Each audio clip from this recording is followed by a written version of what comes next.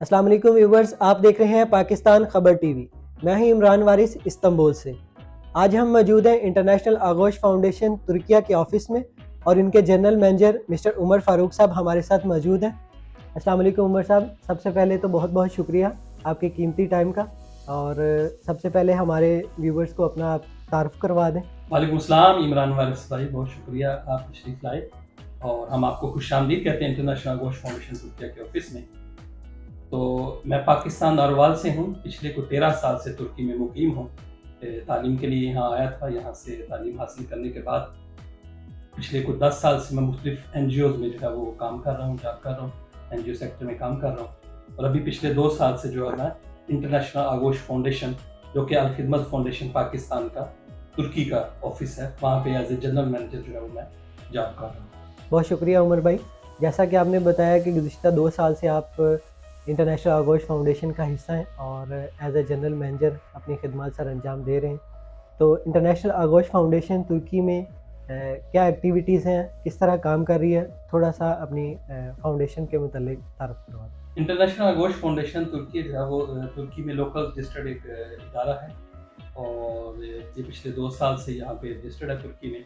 اور ترکی ہم 7 ایریاز میں جو ہے وہ کام کر رہے ہیں، جس میں disaster management, education, clean water, orphans اور دوسری کمیونٹی سروسز جس میں قربان، رمضان، ونٹر، اس طرح کے جو ہے وہ ساری ایکٹیویٹیز آ جاتی ہیں، اس میں کام کر رہے ہیں۔ شام کی جو جنگ ہوئی ہے اس کے بعد جو ہے الخدمت فاؤنڈیشن پاکستان نے جو ہے وہ ترکی میں کافی کام کیا، اور اس وقت سے 2013 سے لے کے اب تک جو ہے وہ مسلسل کام کرتے آ رہے ہیں۔ اسی کی پھر بنیاد پہ جہاں پہ جو ہے وہ ہم نے 2 سال پہلے جو ہے وہ اپنا ادارہ جو ہے وہ یہاں پہ ترکی میں قائم کیا۔ اس وقت اب غازی انتب میں پچھلے 2018 سے لے کے ابھی 5 سال ہو گئے ہیں، غازی انتب میں ہمارا ایک آرفنیج چل رہا ہے، جس میں تقریباً 50 یتیم شامی بچے ہیں جو وہاں پہ تعلیم حاصل کر رہے ہیں، وہیں پہ رہتے ہیں، جن میں اسکول جاتے ہیں، ان کی صحت کا، ان کے کھانے پینے کا، ان کی تعلیم کے سارے اخراجات کا وہ الخدمت فاؤنڈیشن پاکستان ڈونرز ہیں، انہوں نے وہ جو ہے وہ ان کی اخراجات۔ تو یہ جو ہے وہ مختصر سا ہمارا صرف انٹرنیشنل آغوش فاؤنڈیشن ترکی کا تعارف ہے جو میں نے آپ کے سامنے رکھا۔ عمر بھائی، جیسا کہ نام سے ہی ظاہر ہے کہ انٹرنیشنل آغوش فاؤنڈیشن، تو ترکی کے علاوہ انٹرنیشنل آغوش فاؤنڈیشن کن کن ممالک میں کام کر رہی ہے، اور وہاں پہ کیا ریلیف ایکٹیویٹیز ہیں، اور کیا ریسنٹلی ابھی پروجیکٹس ترکی میں ہیں، ترکی کے علاوہ اور کن ممالک میں ہیں، اور پاکستان میں انٹرنیشنل آغوش فاؤنڈیشن کے کون سے پروجیکٹس ہیں جن پہ آپ لوگ کام کر رہے ہیں؟ انٹرنیشنل آغوش فاؤنڈیشن جو ہے اصل میں جو ہمارا مین جو ہیڈ آفس ہے وہ لاہور میں ہے، الخدمت فاؤنڈیشن پاکستان کے نام سے۔ الخدمت فاؤنڈیشن پاکستان کے پوری دنیا میں جو ہے وہ مختلف ادارے ہیں، ان میں سے ایک ادارہ جو ہے وہ انٹرنیشنل آغوش فاؤنڈیشن ترکی ہے، اور اسی طرح ایک ادارہ ہمارا آغوش USA میں ہے، اسی طرح آغوش UK ہے، الخدمت جرمنی جو ہے وہ جرمنی میں رجسٹرڈ ہے، اسی طرح الخدمت یورپ کے نام سے ناروے اوسلو میں ہمارا ایک ادارہ ہے، اور اسی طرح ہمارا جو ہے وہ الخدمت جاپان۔ تو ان ممالک میں جو ہے ہمارے اس وقت جو ہے وہ دفاتر موجود ہیں۔ انٹرنیشنلی جو کام ہو رہا ہے وہ ہم اس وقت روہنگیا میں، شام میں، لیبیا میں ابھی جو فلڈ ہے اس میں ہم نے کام کیا، اس سے پہلے جو ہے وہ موروکو میں ارتھکویک ہے وہاں بھی کام کیا، ترکیہ کے جو فروری میں ابھی جو بہت بڑا ایک ڈیزاسٹر ہوا ارتھکویک آیا 6 فروری کو، اس کے اندر الخدمت نے کافی کام کیا، بلکہ 50 لوگوں کی ایک ٹیم بھیجی، اور جس پہ جو ہے وہ طیب اردگان میں بعد میں ہمیں پھر نشان امتیاز سے جو ہے وہ نوازا، انہوں نے ہمیں تمغہ دیا کہ آپ کے جو ہے وہ پاکستان سے ہمارے لوگ جو ہے 50 کے قریب لوگ آئے، انہوں نے ڈیزاسٹر میں یہاں کام کیا۔ ابھی فی الحال ہم غزہ میں موجود ہیں، غزہ میں کام کر رہے ہیں۔ عمر صاحب، جیسا کہ آپ نے بتایا کہ آپ سیریا اور غزہ میں کام کر رہے ہیں، اور جو ابھی ریسنٹلی حالات ہیں غزہ کے، جنگ کی صورتحال ہے، تو اس میں ریلیف ایکٹیویٹیز میں آپ کو کون کون سی مشکلات آ رہی ہیں، اور جو ریلیف کا سامان پاکستان سے یہاں ترکی آ رہا ہے اور یہاں سے ترکی سے غزہ کس طرح آپ بھیج رہے ہیں،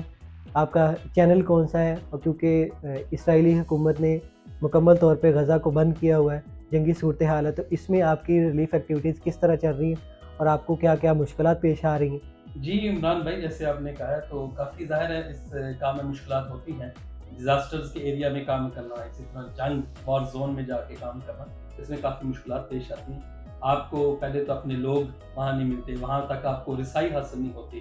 آپ وہاں پہنچ نہیں پاتے، تو اس کے لیے جو ہے ہم مختلف جو ہمارے پارٹنر ادارے ہوتے ہیں ان کے ذریعے ہم کام کرتے ہیں. اسی طرح ہمارے جو ترک ادارے ہیں ان میں سے 2-3 ادارے ہیں جن کے ڈائریکٹ غزہ میں اپنے آفس موجود ہے, تو ہم پھر ان کے تھرو وہاں پہ پہنچتے ہیں. ہم ان کو سامان جو ہے وہ دے دیتے ہیں اور ان کو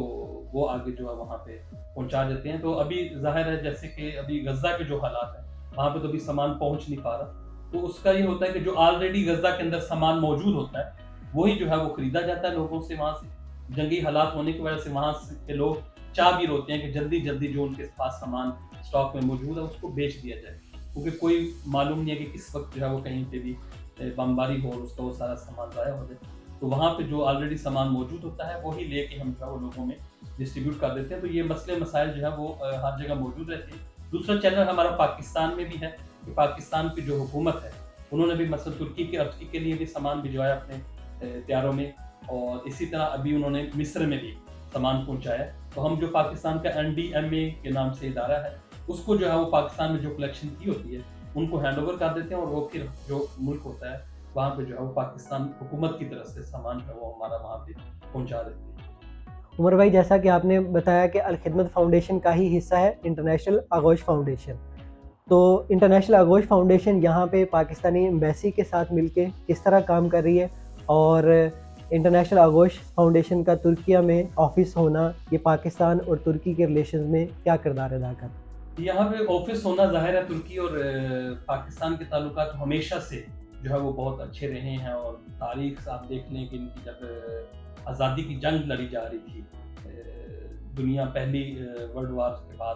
ترکی میں جو آزادی کی جنگ لڑی جا رہی تھی اس وقت سے لے کے یہاں وہاں پہ اس کا ظاہر پاکستان موجود نہیں تھا, لیکن ہندوستان کے جو مسلمان تھے انہوں نے جو ہے وہ خلافت کی تحریک بھی چلائی اور اپنے بھائیوں کے لیے جو ہے وہ سونا چاندی زیورات جو بھی تھے وہ انہوں نے اس وقت سے لے کے ہماری ایک اور بھائیوں کے ساتھ جو ہے وہ دوستی اور ان کی ہمارے ساتھ ایک دوستی چلتی آ رہی ہے. تو یہاں پہ جو امبیسی ہے ہمارے کوئی بھی قسم کے کام ہوں یا ان کو کہیں ہماری ضرورت ہو ہمیں ان کی ضرورت ہو ہمیشہ ہمارا رابطہ رہتا ہے.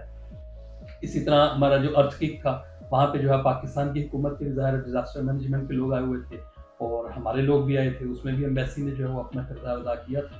تو بہرحال NGO جو ادارے ہوتے ہیں ادارے بھی جو ہے وہ سوسائٹیز کے درمیان رابطے کے لیے ایک جو ہے وہ پل کا کردار ادا کرتی ہیں. تو ہم نے کافی حد تک جو ہے وہ اپنے ترک دوستوں کے ساتھ ترک بھائیوں کے ساتھ جو ہے وہ اس دوستی کو قائم رکھا ہوا ہے. پاکستان میں لاسٹ ایئر جو فلڈ آیا اس میں بھی ہمارے ترک بھائی جو ہے وہ سب سے زیادہ اگر پہل کی ہے کسی نے تو وہ ترک بھائی تھے جو ہمارے وہاں پہنچے اور انہوں نے ہماری مدد کی. اسی طرح جب یہاں پہ ارتھکویک آیا تو یہ یہاں پہ موجود پاکستانی اداروں کے تواسط سے ہمارے جو بھائی ہیں وہ یہاں پہ آئے اور یہاں پہ انہوں نے ہمارے ترک بھائیوں کی جو ہے وہ مدد کی. تو یہ دوستی جو ہے وہ ہمیشہ سے قائم ہے اور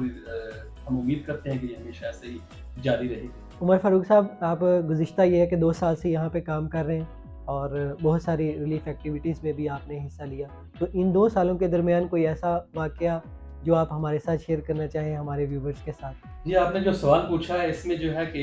بہت سے واقعات ہوتے ہیں, یعنی کہ ظاہر ہم جب سے لوگوں سے ملتے ہیں جن کے گھر تک تباہ ہو چکے ہوتے ہیں, جو شام کو سوتے ہیں تو وہ بہت امیر ایک زندگی گزار کے سوئے ہوتے ہیں, لیکن جب صبح اٹھتے ہیں آنکھ کھولتے ہیں تو ان میں صرف دنیاوی دولت ضائع نہیں کی ہوتی, بعض اوقات ان کے اپنے رشتہ دار اور اپنے اولاد تک جو ہے وہ ان کی وہ کھو چکے ہوتے ہیں. تو کافی دل دہلانے والے واقعات ہوتے ہیں جو ہم دیکھتے رہتے ہیں بس جب فیلڈ میں جاتے ہیں. جو ایسا واقعہ ہے کہ ابھی ہماری جو ارتھکویک میں ہماری جو ٹیم آئی ہوئی تھی تو وہ 50 کے قریب لوگ تھے ڈیزاسٹر مینجمنٹ کے تھے. تو ان میں سے جو ہے وہ جب وہاں پہ بلڈنگ کو کلیئر کر رہے تھے وہاں سے جو ہے وہ لاشیں نکال رہے تھے, تو وہاں پہ ایک جو ہے وہ ترک باپ کھڑا تھا اپنے بیٹی کی لاش کا انتظار کر رہا تھا. تو جب اس کی لاش نکلی تو وہ ہمارے پاکستانی بھائیوں کے گلے لگ کے جو ہے نا وہ رونے لگ گیا. تو ایسے واقعات کئی واقعات ہیں جو دیکھتے ہیں تو خود وہاں پہ انسان کو رونا آ جاتا ہے کہ کیسی انسان رات کو کس حالت میں سویا تھا اور چند لمحوں میں ہی اس کی زندگی جو ہے وہ بدل جاتی ہے. ایک مرتبہ پھر عمر فاروق صاحب آپ کا بہت بہت شکریہ آپ کے قیمتی ٹائم کے لیے, اور ہم دعا گو ہیں کہ انٹرنیشنل آغوش فاؤنڈیشن اسی طرح اپنا کام کرتی رہے اور پاکستان اور ترکی کے ریلیشن میں زیادہ مفید اور بہتر ثابت ہو. لاسٹ میں یہ ہے کہ اگر آپ ہمارے ویورز کے لیے کوئی میسیج کوئی پیغام دینا چاہیں. جی عمران بھائی, آپ کا شکریہ, آپ آئے تشریف لائے, آپ کو دوبارہ ہم جو ہے وہ یہاں پہ خوش آمدید کہتے ہیں. تو پیغام ہمارا یہی ہے کہ آپ جو ہے وہ انسانیت کی جو ہے وہ ہمیشہ خدمت کریں. جہاں بھی آپ کو انسان کوئی ایسا نظر آئے جو مجبور ہے, جو کسی حالات کا مارا ہے, اس کو کسی کی ضرورت ہے, تو اس کا سہارا بنیں. تو یہی ہمارا جو ہے وہ مقصد ہے کہ ہم بے شک یتیم بچہ ہو یا کسی ڈیزاسٹر میں کسی آفت کا کوئی شکار ہو, کوئی جنگ کا شکار ہو, تو ہمارے لیے سب انسان برابر ہے. تو ہمیں ان کا جو ہے وہ سہارا بننا چاہیے, ان کی طرف اپنا جو ہے مدد کا ہاتھ بڑھانا چاہیے اور ان کو سہارا دینا چاہیے. امید ہے ویورز آپ کو آج کی ہماری ویڈیو پسند آئی ہوگی.